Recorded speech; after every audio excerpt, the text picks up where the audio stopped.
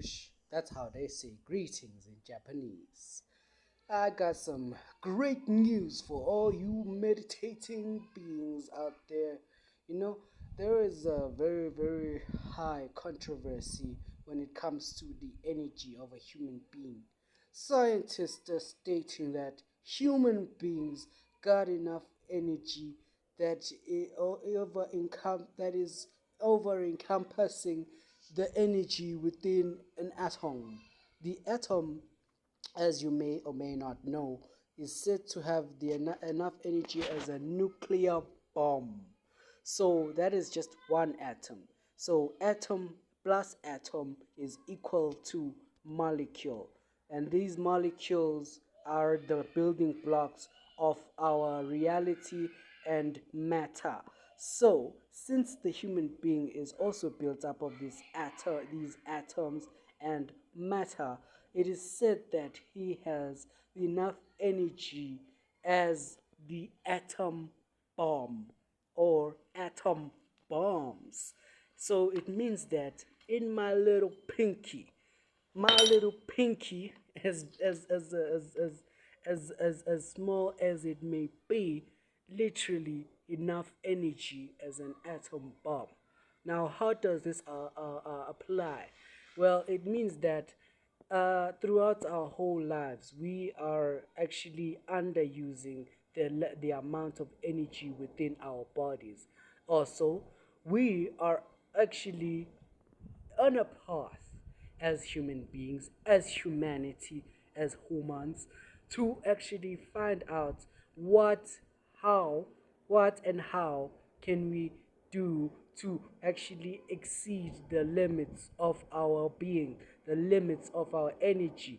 Because these statistics, guys, if we, these statistics, since they are stating that we actually have enough power, more power than an atom bomb within our tiny pinkies, that means the rest of our bodies is basically a nuclear fusion explosion waiting to happen. But yet we still find this energy to be far from our reach. Because if we could, man, we'd be punching balls just like Saitama. You know, One Punch Man. If you've ever seen that anime, yeah, you should check it out. It's awesome. Because literally, that means that that type of anime, that type of content is very much possible when someone is actually applied and unlocked within. Because if since no, let me not use words like if, because those words mislead us. Since our bodies are actually uh excuse me, guys, i I am being distracted by a very cute dog. Look at doggy dog.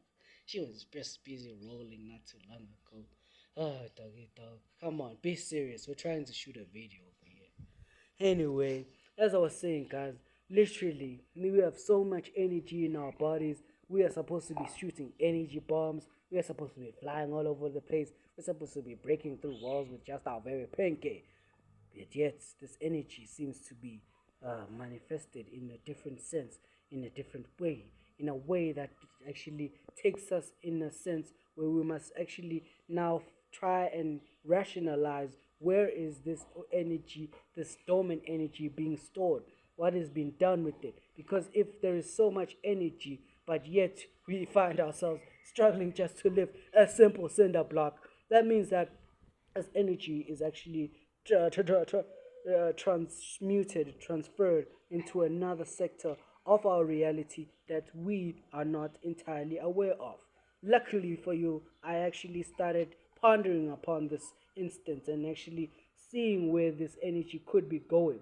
So it turns out our physical bodies are just a minuscule part of what we as these human beings are. Turns out these physical bodies are an a as below version of something that is much greater above.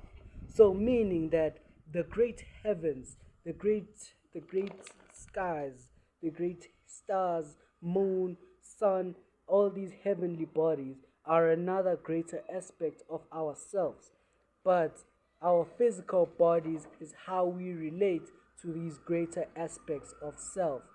So this actually is rationalizing that our bodies could actually communicate with these higher beings, higher bodies, which actually explains why they affect us so much. Some of us actually get energized by the sun. Some of us get energized by the moon. Some of us get energized by seeing the stars. Some of us get energized at certain times of the night. Some of us get energized at certain times of the day. You see, our energies are all inspired. They're all fired up, but then it's always at different times, at different places, in different instances. So this shows that our energies are being aroused on a molecular level, which we are not entirely aware of why they are being aroused by things that are seemingly beyond us, but calculating the energy that we spoke about prior is showing that they are actually linked, because the law of the universe says all is one, because everything in the universe, whether you believe it or not, was created by one hand. That is the hand of God, the hand of Creator, the hand of creation.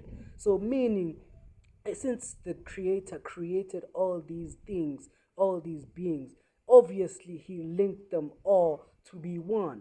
Because if you take the human being, for example, he is one with the earth. If you say no, he's not one with the earth, he can be separated from earth. Yeah, he can be separated from earth, but as soon as you separate him from earth, he has struggle. He's struggling breathing. All of a sudden, he's struggling being. All of a sudden, he's struggling walking.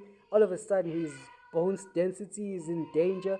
His diet has to change. A lot of things, his strength is threatened whenever you remove him from his natural home, the earth. So this basically is kind of showing us how these energies that link us, these energies that touch our beings, that touch our atomic structure, are actually more linked than we realize, and we should actually endeavor to realize. Confirmation burp from my angels. Now, get this, guys. So, when these energies are basically influenced within us, the part of us that is able to actually reach towards these energies in a way that can be useful and in a way can be gleaned in order to actually ascertain on what the proper method or what the proper ways to use them is, when we actually enter into meditation. I speak this from personal experience. When one enters into meditation, they find themselves actually connecting to this expansiveness that is unexplainable by human words. This connectiveness is felt throughout the body, from the tips of the fingers to the tips of the toes. The knees themselves, they feel like they're stretching, tendons feel like they're extending. Now, further study that we have done to date has led us to actually discover this thing called chi, this energy known as chi. So chi is a vital energy in the body, and this chi actually allows a lot of vital functions to keep functioning vitally. It turns out that all dis-ease is actually a sign and a mannerism showing that the chi within the body has is not actually balanced. The chi within the body is not actually flowing properly. This is why there are practices such as acupuncture, hitting different meridian points, hitting different points in the body in order to unlock the flow of this chi. So this chi is also linked to the universal energy that we find ourselves connected to on a molecular level and on a grander level. So basically, we are connecting to the macrocosm through our microcosm, but this process somehow is linked to a super consciousness, because our primary conscious minds cannot truly grasp the kind of power that we actually wield within our human bodies. In fact, not even the power within our pinkies. It doesn't even our subconscious mind doesn't fully grasp the power yet, unless it is actually to the point where it is conditioned to know this power. I've read about great masters that actually can use powers that are beyond knowing. I've heard tales of monks in the mountains moving things with their very minds. I've heard about masters in in Java, in a place called Java, basically from this other book called The Magus of Java, where this master is able to move things with the power of the chi, push things away, pull things towards him. He can actually make energy balls. If you've ever watched Dragon Ball Z, basically this is the reality that is beyond the phenomena of chi. So the only time that most of us are able to access this is through meditation. Now, this meditation is actually something that unlocks this power for a very very profound reason. It turns out that the masters, these masters of chi, the masters that have mastered the power of chi, actually have a certain regiment of meditation.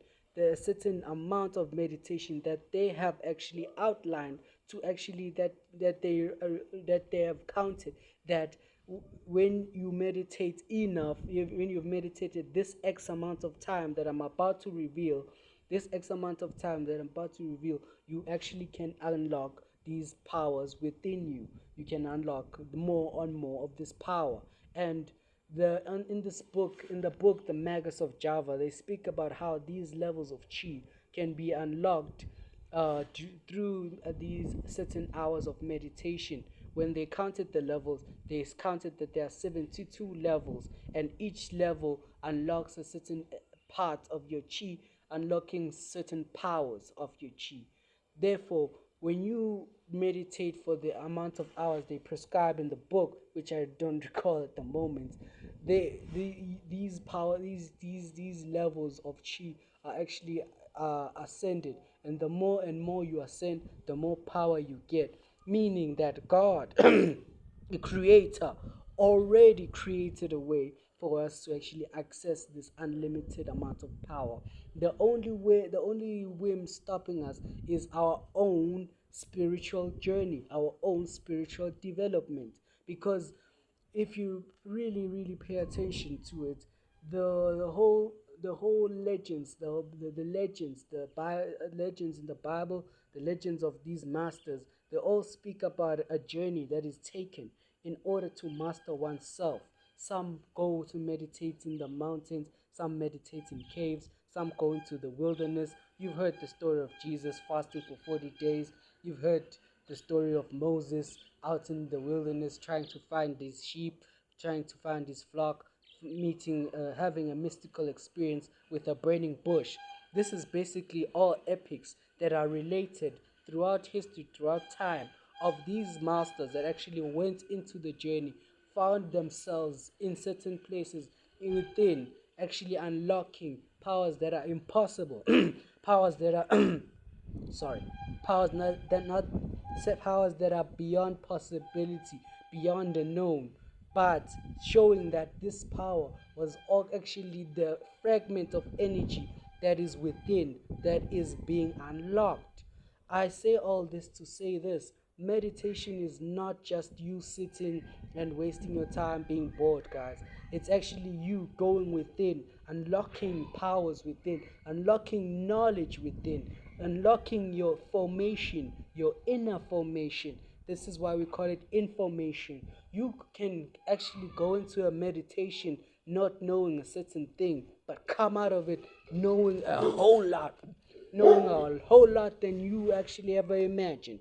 Meditation is so powerful that you can go to other planets, experience yourself as a rock, experience yourself as a plant, as a tree, experience yourself doing many, many things.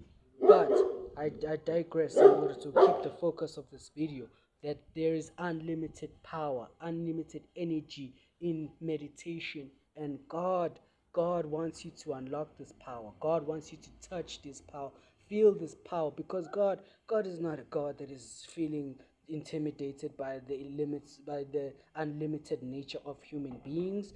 No, he created you to be unlimited. He knows himself to be unlimited as well. Therefore, he does not seek that humans be limited. He does not seek weak humans for his own gratitude. No, that is not the real God. That is a false God. Any God that fears the possibilities of a human, no, that is probably a demigod, a weaker God. So God, the true God, actually wants human beings to be unlimited, wants human beings to stretch further, to actually reach further into the limitlessness and know Him through their own power, know Him through His power that He granted within us. That's why, guys, I actually am all about meditation, because meditation will make you unlimited. It will unlock the facets of your mind, your body, your soul. Your spirit will soar. You will be like a bird. I love y'all. Peace.